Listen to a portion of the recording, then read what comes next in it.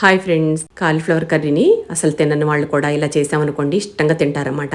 దానికోసం స్టవ్ మీద ఒక గిన్నె పెట్టుకుని దానిలో కొన్ని వాటర్ పోసుకొని పావు స్పూన్ పసుపు, కొద్దిగా సాల్ట్ వేసేసుకొని ఒక మీడియం సైజ్ కాలీఫ్లవర్ ని ఇట్లా ముక్కలు కట్ చేసేసుకొని వాటర్లో వేసేసుకోవాలి. అలాగే ఒక 4 టమాటాలను కూడా వాటర్లో వేసుకొని ఉడికించేసుకోవాలి. ఇప్పుడు ఒక 5 మినిట్స్ ఉడికాక కాలీఫ్లవర్ ముక్కల్ని తీసేసుకోవాలి. ఎక్కువసేపు ఉడకనివ్వకూడదండి, కాసేపు ఉడికాక తీసేసుకోవాలి. టమాటాలు ఇంకా ఉడకలేదు, ఇంకాసేపు వదిలేయాలి. ఇంకాసేపు ఉడికితే సరిపోతుంది అనమాట.